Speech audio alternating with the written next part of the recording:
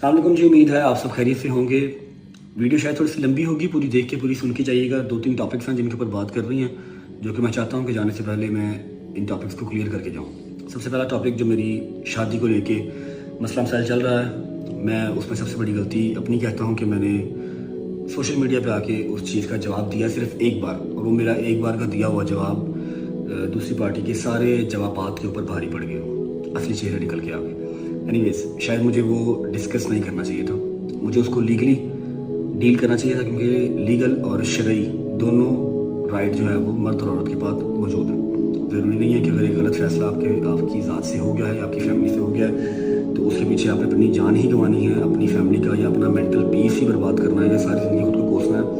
ऐसा बिल्कुल ज़रूरी नहीं है। आपके पास शरई और लीगल दोनों हक हैं हासिल कि आप उसको ख़त्म कर सकें ग्रेसफुली। लेकिन शायद गलती हो गई, दूसरी साइड से भी फायरिंग हो रही थी, एक जवाब हमने भी दे दिया, तो वो काम काफ़ी ज़्यादा ख़राब हो गया। अभी जैसा कि आपने देखा कि इंस्टाग्राम पे ईमान ने स्टोरी लगाई, मैं एक चीज़ क्लियर कर दूं कि आपने स्टोरी लगाई, इससे ना आपकी जीत हुई ना मेरी जीत हुई।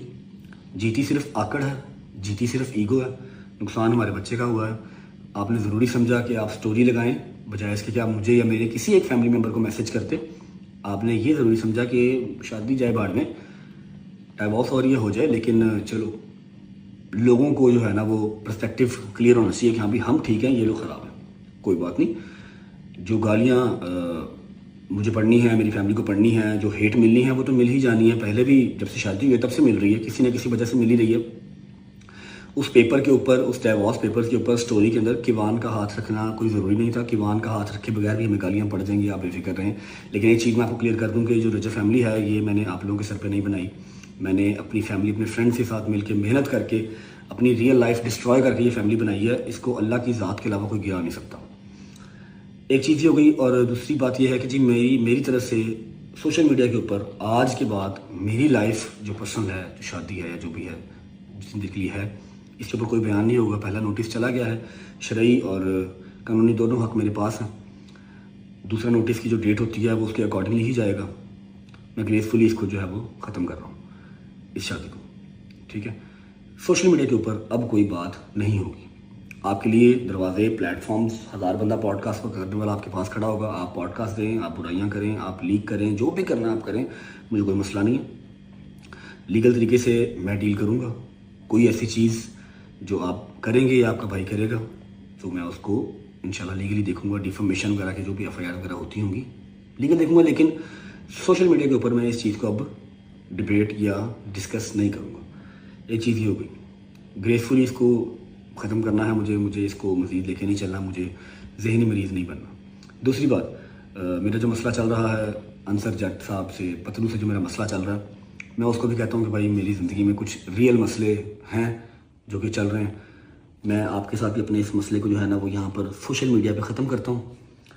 मैंने आपको भी सिर्फ एक ही जवाब दिया था, दूसरे जवाब मैंने ना आपको दिया ना अपनी फैमिली को दिया, किसी को मैंने दूसरा जवाब नहीं दिया। आपको आज के बाद सोशल मीडिया के ऊपर मेरी तरफ से कोई जवाब नहीं आएगा। आपने भाई जैसे कल कहा कि आपने लीगल नोटिस भिजवाना है, आप सब बिस्मिल्लाह, आपका राइट है, आप लीगल नोटिस भिजवाएँ, आप एफआईआर करवाएँ, जो आपका दिल करता है आप करें। You are good to go. मेरी तरफ से आपको मज़ीद कोई जवाब इस चीज़ पर नहीं आएगा। लीगल देखें आप भी, लीगल देखूंगा मैं भी। तीसरी बात, रही बात टिकटॉक लाइव की। टिकटॉक लाइव मुझे डे वन से ही लगता है कि शायद मैं नहीं बना टिकटॉक लाइव के लिए। सब्र और तहम्मुल वाले बंदे का काम है। मैं थोड़ा सा जज्बाती रहता हूँ। मेरी ज़िंदगी में आधे मसले जो है ना वो शायद टिकटॉक लाइव की वैसे ही आए हुए हैं। मेरा इंतज़ार टिकटॉक लाइव से मत कीजिएगा। मैं कभी शादो नाजर ही आपको नज़र आऊँगा, ईद बराती नज़र आऊँगा, या कोई बयान देना होगा तब आऊँगा, अदरवाइज़ नहीं आऊँगा। बाकी अपना बहुत ख्याल रखिएगा। आंकड़े और ईगो जो है वो जीत गई। और लेकिन ठीक है, एक अगर कोई गलत डिसीजन आपसे हो गया है तो ज़रूरी नहीं है कि आपने ज़िंदगी भर उसको बर्दाश्त करना है या आपने मर ही जाना आप उसके पीछे। एट द एंड आपको सुसाइड ही करनी पड़ जाए, ऐसा ज़रूरी नहीं है। आप मूव ऑन कर सकते हैं। बाकी मैं किसी भी अपने प्लेटफॉर्म का कोई कमेंट सेक्शन ऑफ नहीं करूँगा। आप लोगों को गालियाँ निकालनी है, भड़ास निकालनी है, आप निकालनी है, लेकिन जो मेरी फैमिली ने और मैंने सफ़र किया वो हम ही जानते हैं। बाकी बेस्ट विशेज़ दूसरी पार्टी के लिए भी। किवान हमारी प्रायोरिटी है फॉर श्योर, उसकी माँ के लिए भी और हमारे लिए भी वो रहेगी। उसको बस ना ही अपनी भाई के फेम के लिए यूज़ कीजिएगा और ना ही अपने लिए यूज़ कीजिएगा। बाकी मेरी दुआ है कि ऑन को अल्लाह पाक मेरे से ज़्यादा माल दे, मेरे से ज़्यादा शोहरत दे। जिस चीज़ के लिए ये सारा कुछ हुआ है हर मरहले में वो कामयाब हो, मेरी दुआ है इस चीज़ की। जो किवान है वो मेरी प्रॉपर्टी है, मेरा बेटा है, हमेशा रहेगा, मेरा एक एक रुपया उसका है। जैसे ही ये लीगल नोटिस के काम वाइंड अप हो जाएंगे, ये चीज़ इख्तिताम तक पहुंच जाएगी, उससे मिलना जुलना हर चीज़ मेरा लीगल राइट है, वो मैं अवेल करूँगा इंशाल्लाह। और वो इंशाल्लाह जब तक उसका बाप जिंदा है वो मेरा ही बेटा रहेगा, कब्र की मिट्टी तक मेरा ही बेटा रहेगा, और मैं उसके साथ इंशाल्लाह मिलता जुलता रहूँगा, उससे मुझे मिलने से कोई रोक नहीं सकता। थैंक यू सो मच, अपना ख्याल रखें, इंशाल्लाह जल्दी मुलाकात होगी। जिसको मोहब्बत रास आई वो लोग नसीबों वाले थे, तकदीर के हाथों हार गए हम जैसे।